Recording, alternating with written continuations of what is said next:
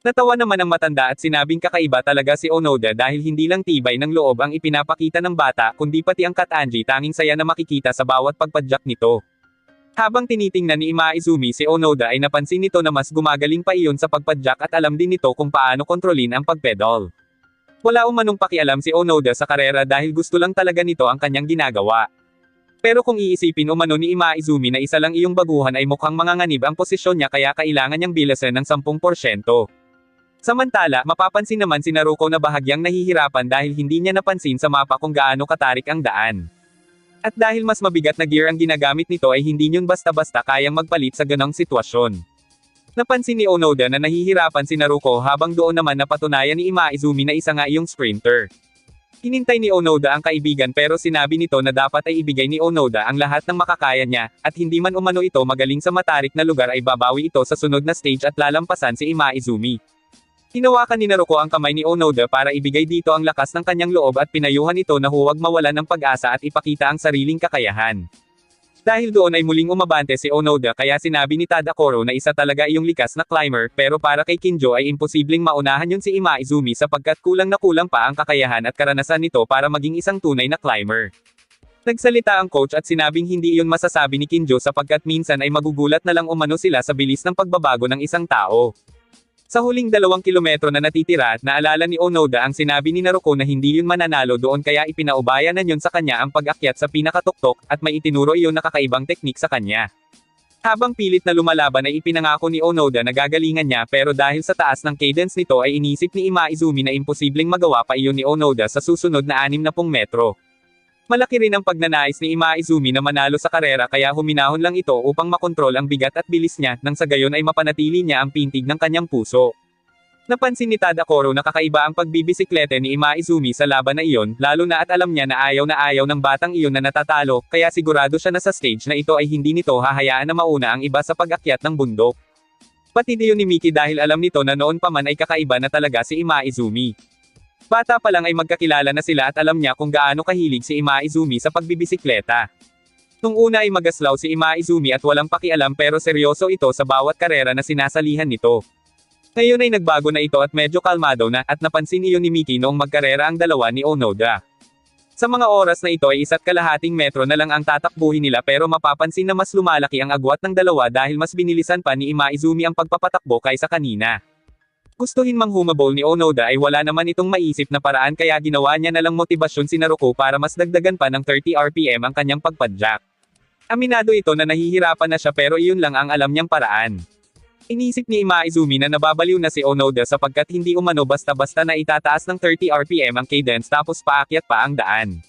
Gayunpaman, napagdesisyonan nito na mas painitin pa ang laban sa huling 500 metro.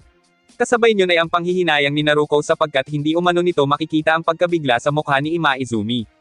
Samantala, iba't ibang reaksyon naman ang nararamdaman ng anim sa loob ng sasakyan habang patuloy nilang nasasaksihan ang matinding laban. Para kay Onoda ay kaya niyang tuparin ang pangako niya kay Naruko habang inaalala niya ang itinuro nito sa kanya. Sinabi kanina ni Naruko na ang totoong laban ay mag-uumpisa sa ika-500 metro mula sa finish line, at ang biglaang pag-atake ay isang beses lang umanong magagamit ni Onoda. Habang natatarante si Imaizumi ay doon kailangang bilasan ni Onoda para umabot ito sa tuktok, at kapag alam na nito na tama na ang oras ay 2 beses nitong kailangang pindutin ang shift gear. Napansin ni Makishima na mabilis ang dalawa pero tinitipid pa umano ng mga ito ang kanilang puwersa at hinihintay na makarating sa dulo bago ibuhos ang lakas. Sumang-ayon si Kinjo pero para dito ay hindi mananalo si Onoda sapagkat may importanteng kakayahan umano ang mga climber na wala pa sa bata. Habang nagpapatuloy ang karera ay sinabi ni Imaizumi sa kanyang sarili na napakabilis matuto ni Onoda, dahil sa pamamagitan lang ng pagsunod nito sa kanya noon sa pag-akyat sa slope gamit ang lumang bike ay naabutan pa rin siya nito.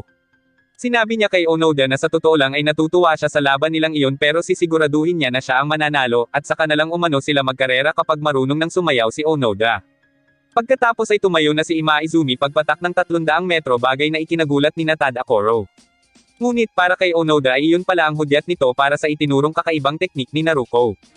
Nang tumayo na si Imaizumi ay ibinaba ni Onoda ang 2 gear at sinabi dito na kaya niya nang sumayaw. Baka sa mukha ni Imaizumi na hindi ito makapaniwala sa ginawang iyon ng ating bida, pati na rin ang mga nasa van. Maya-maya pa ay natano na nila ang tuktok ng Manegayama kaya ibig sabihin ay patapos na. Doon na ibinuhos ni Onoda ang kanyang buong lakas gaya ng itinuro sa kanya ni Naruko kaya sa huli ay nagawa niyang maunahan si Imaizumi sa paglampas sa tuktok ng bundok. Gulat na gulat sina Kinjo habang sina Miki at ang coach ay nakangiti sa tuwa para kay Onoda. Samantala, sinabi ni Imaizumi sa sarili na dahil sa nangyaring iyon, sa tingin niya ay may kailangan siyang gawin at patunayan at saka nagpatuloy sa pag-abante.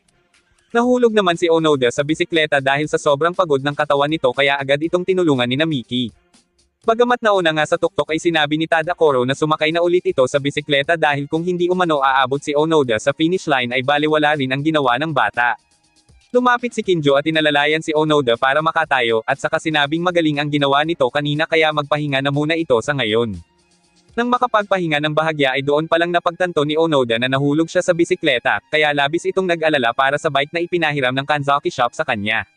Natawa na lang sina Miki, at ng mga oras na iyon ay saka palang lumampas sa kanila si Naruko, at sinabi nito kay Onoda na siya na ang magpapatuloy ng laban. Pagkatapos ay lumapit ang matanda kay Onoda upang alukan ito ng pamalit na damit, ngunit laking gulat ng bata nang malaman mula kay Miki na iyon ang kanilang coach. Binati nito si Onoda at sinabing isang kakaibang laban ang ipinakita niya sa mga ito dahil inakyat niya ang landscape na iyon ng napakabilis at wala pa umanong nakakagawa niyon. Habang hindi makapaniwala si Onoda ay nakatitig dito si Tadakoro at sinabing malamang ay hindi alam ng bata kung anong ibig sabihin ng jersey na suot nito ngayon. Maya-maya pa ay tinawag na sila ni Kanzaki at sinabing sumakay na dahil hindi pa tapos ang karera. Tuwang-tuwa muli ang coach nang makita na kaabang-abang pa rin ang nangyayari sapagkat nagawang maabutan ni Naruko si Imaizumi. Sinabi ni Kinjo kay Onoda na kung gusto nitong lumaban at sumali muli ay manood lang ito ng maigi at mag-ensayo ng mahusay. Sa pagtatapos ng karera, si Imaizumi ang matagumpay na naunang makalampas sa finish line. Walang masabi si Onoda sa dalawa kaya nanatili na lang itong nakatayo hanggang sa lapitan ito ni Makishima at sinabing isa rin siyang climber kaya ituloy lang umano ni Onoda ang ginagawa nito. Kahit wala pang sapat na training at experience si Onoda ay tuloy lang umano ang pagpadyak dahil sa bisikleta kapag lalong nagsasanay ay mas lalo ring lalakas. Dahil doon ay sinabi ni Onoda sa kanyang sarili na kailangan niyang ituloy ang pagsasanay dahil alam niya sa kanyang sarili na magagawa niya iyon.